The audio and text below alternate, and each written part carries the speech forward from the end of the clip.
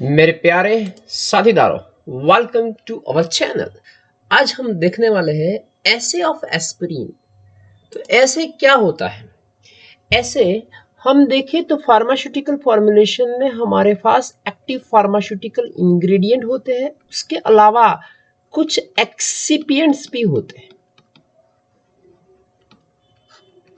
तो उसमें देखोगे कि आपने एक्टिव फार्मास्यूटिकल इंग्रेडिएंट करीबन 75 मिलीग्राम डाला हुआ है प्रोसेस के वक्त पे। तो क्या ये 75 मिलीग्राम पर टेबलेट पेशेंट के पास पहुंचता है कि नहीं, वो देखने के लिए हम जो यूज करते हैं मेथोडोलॉजी, जैसे कि UV, HPLC, GC, gravimetric analysis और आपके लेवल पे जो होता है वो टाइट्रेशंस। तो ये सब चीज हम देखने वाले हैं। इसमें से आज जो यूज करने वाले हैं वो टाइट्रेशंस मेथोडोलॉजी है। तो हम देखें तो ये हमारा एम है, determination of aspirin in tablets using a acid base titration. उसमें भी इसमें भी कौन से टाइट्रेशन? Back titrations. तो केमिकल्स कौन से होते हैं? एस्पिरिन टैबलेट लेनी होगी एक, 0.5 molar sodium hydroxide solution, 0.5 molar hydrochloric acid solution and phenol red. 0.5 molar sodium hydroxide कैसे बनाए, हाइड्रोक्लोरिक एसिड कैसे बनाए, ये सभी चीज मैंने हमारे एक वीडियो में बताई हुई है। इस वीडियो के लास्ट में आपको ये दो चीज भी मिल जाएगी।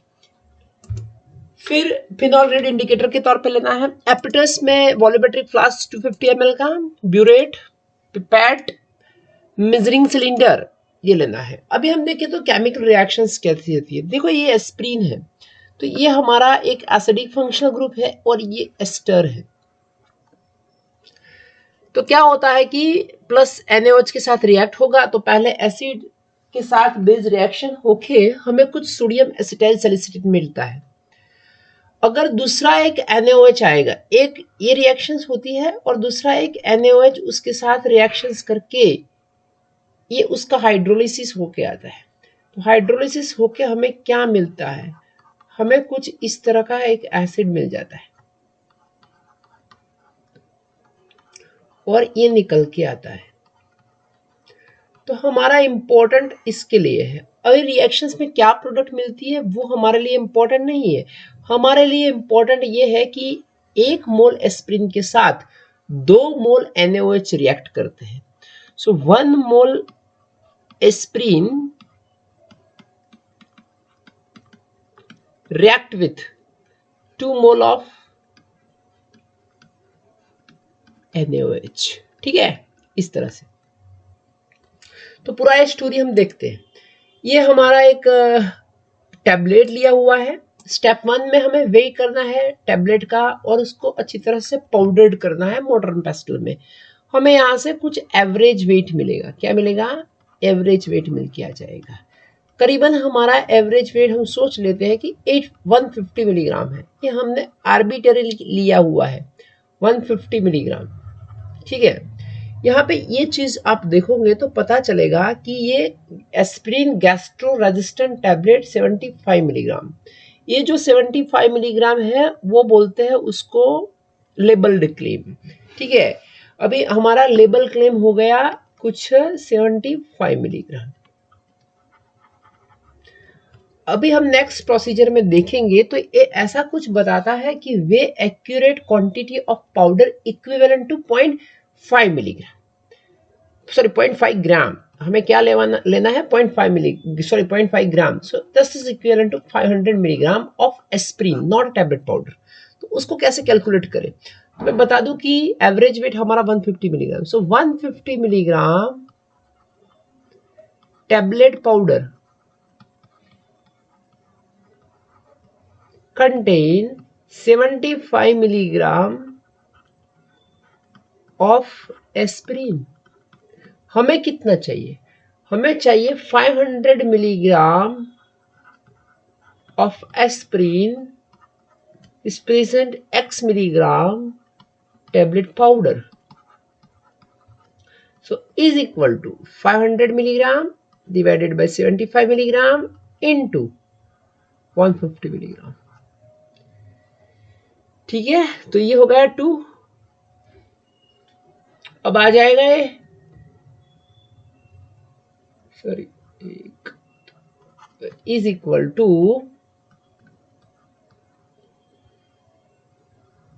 इतने मिलीग्राम, मीन्स कि 1 ग्राम जैसा हमें टेबलेट कुछ लेना होगा, 1 ग्राम पाउडर लेना होगा, उसमें एस्प्रिन कितना होगा 0.5 ग्राम। ठीक है, so aspirin is not very soluble in water, तो उसमें क्या होता है कि हम इथेनॉल डालेंगे, वो सॉल्युबिलिटी में बढ़ जाएगा और हाइड्रोलिसिस कम करेगा। वाटर से हमें ऐसे हाइड्रोलिसिस नहीं होने देना है, हमें उसको हाइड्रोलिसिस उसके साथ होने देना है NaOH की प्रेजेंस में। So not that the aspirin tablet contain the other compound in addition to aspirin. So some of these are not very soluble. So your solution will be cloudy due to insoluble components. ये insoluble components से हमारा solution थोड़ा बहुत cloudy हो जाएगा। तो अब हम क्या करने वाले हैं, हम ये करने वाले हैं कि add a 30 ml 0.5 molar sodium hydroxide, हम एक्सेस ही सोडियम हाइड्रोक्साइड डालने वाले हैं। तो अभी बिकॉनिकल फ्लास्क में हमारे पास क्या हो जाएगा, वॉल्यूमेट्रिक फ्लास्क में हमारे पास 2 चीज होगी, एक एस्प्रिन और एक NaOH। एस्प्रिन देखें तो वीक एसिड है, ये हमारा वीक एसिड है और ये हमारा स्ट्रॉन्ग बेस है। जब हम रिएक्शंस करवाते हैं तो हम ऐसा भी सोच सकते हैं कि क्या हम ऐसे डायरेक्ट रिएक्शंस नहीं करवा देते कि ये जो हमारा वीक एसिड है उसको यहाँ पे ले ले एस्प्रिन और ब्यूरेट में से हम डालेंगे NaOH और टाइट्रेशन करवा से बात खत्म कर ले। ये बैक टाइट्रेशन की चीज क्यों करते हैं, तो ये जो होगा ये वीक एसिड है तो रिएक्शंस कंप्लीट नहीं होगी विद इन टाइम में, तो थोड़ा बहुत स्टोइकियोमेट्री क्लियर नहीं आएगी। तो ये वीक है, इसलिए हम क्या करते हैं, एस्प्रिन और NaOH को थोड़ा बहुत 10 मिनट्स का टाइम दे देते हैं, उसको हीट करेंगे, जितनी भी रिएक्शंस होने वाली है वो रिएक्शंस कंप्लीट हो जाएगी। हमने 30 ml एक्सेस ही डाला हुआ है, तो उसमें से कुछ करीबन जो एस्प्रिन रिएक्ट होने के बाद थोड़ा बहुत अमाउंट NaOH बाकी रहता है, वो कितना रहता है वो हमें पता नहीं है। तो अभी वो उस सॉल्यूशंस को कूल करके यहाँ पे HCl लेके उसके साथ कितना NaOH इस सॉल्यूशन में बाकी है वो चेक करेंगे हम फिनॉल रेड इंडिकेटर से। तो क्या होगा कि फिनॉल रेड का इंडिकेटर का कलर चेंज पिंक जैसे से थोड़ा बहुत येलो तरह का होगा, क्योंकि इसमें क्या होता है कि थोड़ा बहुत एक्सपीरियंस होते हैं तो हम क्लियर नहीं कर पाते कि भाई कौन सा कलर एग्जैक्टली चेंज हुआ, पर ये आइडियल कलर चेंज है। इसके अलावा कोई थोड़ा बहुत कलर में वेरिएशंस आ सकता है। ठीक है, तो अभी थोड़ा बहुत आगे चलते हैं, तो उसमें क्या है कि स्टेप नंबर 3 के बाद स्टेप नंबर 4 हमें करना है। स्टेप नंबर 4 क्या है कि step number 2 and step number 3 को जो किया उसको रिपीट करें ऑपरेशन विदाउट द सब्सटेंस। उसका मतलब ये हुआ कि टेबलेट कुछ डालना ही नहीं है और ये जो रीडिंग आएगा वो ब्लैंक रीडिंग आएगा, जितना NaOH है उसके साथ। ये सबसे ज्यादा इंपॉर्टेंट है हमारे लिए। तो स्टेप नंबर 5 क्या बोलता है कि डिफरेंस ले लीजिए स्टेप नंबर 4 और स्टेप नंबर 3 का। वो हमारे पास आएगा कि amount of NaOH react with aspirin, amount of NaOH required और रिएक्ट विथ एस्प्रिन, जितना रिएक्ट होगा उसके बेसिस पे हम कैलकुलेशंस कर पाते हैं। तो ये कुछ फैक्टर आ गया। Each ml of 0.5 molar sodium hydroxide is equivalent to 0.0450 gram of aspirin. तो यहाँ से हम ऐसे भी कैलकुलेशन कर सकते हैं कि देखो, एक हमारा है ईच ml 0.5 मोलर, कितना था value, NaOH 0.04504, NaOH react with 0.04504 gram of aspirin, ताकि हम सोच लेते हैं कि हमारा रीडिंग कुछ 5 ml आया difference. So 5 ml 0.5 molar NaOH gives how many grams of,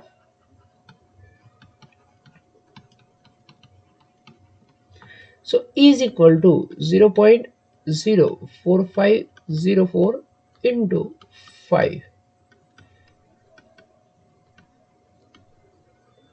तो ऐसा कुछ 0.22 ग्राम ऑफ एस्प्रीन आएगा। एग्जैक्टली हम कैलकुलेशन से करेंगे तो भी हमें पता चल जाएगा। ये मैंने हाइपोथेटिकल रीडिंग लिया हुआ है, आपका जो रीडिंग आता है वो आपको लेना होगा। एक ये इन सिंपल सी कैलकुलेशंस हो गई। अभी हमें थोड़ा अंडरस्टैंडिंग के लिए ये पूरा टेबल बनाना है, ऑब्जर्वेशन टेबल ऐसा कुछ है, ये पूरा फिल करना है तो ही हमें पता चलेगा कि हमें क्या पता चला कि नहीं चला। तो एक हमारा एवरेज वेट है, हम 3 ट्रायल्स में करेंगे। एस्प्रीन का कितना पाउडर लिया वो लिखेंगे, हमारा ब्यूरेट रीडिंग क्या आया वो लिखेंगे, volume of NaOH delivered means की कितना NaOH उसके साथ रिएक्ट हुआ। तो ये जो ब्यूरेट रीडिंग है वो तो HCl का आएगा, तो NaOH कितना रिएक्ट हुआ वो यहाँ पे लिखेंगे। मोल ऑफ NaOH डिलीवर्ड कितना रिएक्ट हुआ, mole of aspirin, gram of aspirin in tablet, percentage purity of aspirin और एवरेज प्योरिटी। मैंने सिंपल से कैलकुलेशंस तो आपको बता दी है। अभी ये पूरा टेबल के लिए मैं ये बताता हूँ कि कैलकुलेशंस क्या है। Amount of NaOH react with aspirin is equal to step 4 minus step 3, ये आपको कुछ करीबन देंगे YmL। हम सोच लेते हैं कि ये हमारा कुछ 5 ml आ गया, आगे भी हमने वही लिया था वो फैक्टर में। तो इसमें से amount of mole of NaOH reacted, so Y हमारा कुछ 5 आया, सो 5 डिवाइडेड बाय 1000 से मैंने इसीलिए किया हुआ है कि आपको पता होगा कि M is equal to W divided by molecular weight into 1000 VmL। हमें क्या ढूंढना है, मोल, तो ये रही मोल की बला। So mole is equal to molarity into volume divided by 1000 ml। तो ये जो V है वो ये हमारा ये Y है और ये जो मोलारिटी है वो ये है, तो हमें मोल मिल जाएंगे। तो यहां से हमें कुछ 2.5 इंटू 10⁻³ मोल मिलते हैं क्या, NaOH के, ठीक है। पर amount of mole of aspirin हो जाएंगे हाफ, क्योंकि हमने ऐसा कंक्लूजन निकाला था कि 1 mole of aspirin react with the 2 mole of NaOH। तो हमें यहां से कितने मोल मिल जाएंगे, amount of mole of aspirin 2 NaOH के जितने मोल आए तो उससे हाफ करेंगे। ये 2 है तो 1 है, तो हमें क्या करना होगा, हाफ। तो 1/2 इंटू 2.5 इंटू 10⁻³ मोल हो जाएगी। अगर हमें नेक्स्ट में मास ऑफ एस्प्रीन लेना है तो उसको मोलिकुलर वेट से कैलकुलेट मल्टीप्लाई करें, 1.2 इंटू 2.5 इंटू 10⁻³ मोलिकुलर वेट कुछ करीबन 180 मिलीग्राम है एस्प्रीन का। तो ये जो पूरा करेंगे तो वो 0.22 समथिंग आता है, जो मैंने यहाँ पे डायरेक्ट कैलकुलेशन से भी बताया हुआ है, ये सेम आता है। दोनों ये 2 मेथड है, ये उसको बोलेंगे मेथड 1, ये डायरेक्टली आता है, पर ये हमें पता होना चाहिए ये है हमारा कुछ मेथड 2, कैसे कैलकुलेशंस करना है, कैसे निकालना है।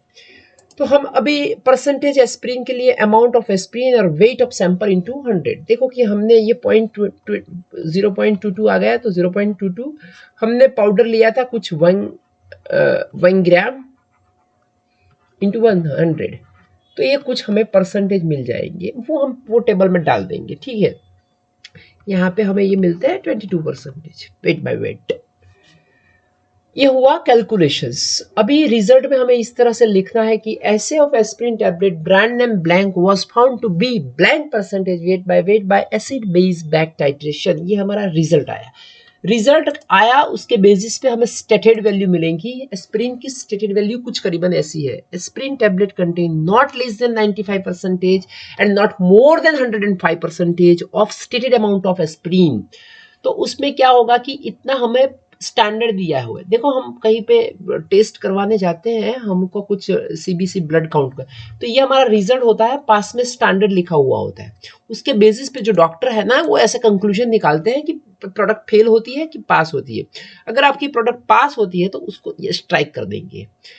ये आपको अंडरस्टैंडिंग आ गया होगा। तो ये हमारा स्टडी क्वेश्चन है, वो आपको हमारे रिकॉर्ड बुक में डालने चाहिए। How will you prepare 0.5 molar 500 ml HCl solutions? Second, write the difference between back titration and direct titrations. Third, a 1 gram of sample of metal X known X plus 2 ions was added to 100 ml of 0.5 mole per decimeter cube. ये तो plus आएगा, नीचे ही डाला. Okay, H2SO4. After all the matter has reacted, the remaining acid required 33.40 ml of 0.5 molar decimeter cube of NaOH solution for neutralization. Calculate the molar mass of the element and identify the compound. ये जो कुछ है हमारा वो magnesium है. Answer कुछ करीबन 24 ग्राम जैसा आएगा. दूसरा है कि student was asked to determine the mass in the grams of calcium carbonate present in. आपने कुछ 0.125 ग्राम ऑफ सैंपल लिया है चौक का.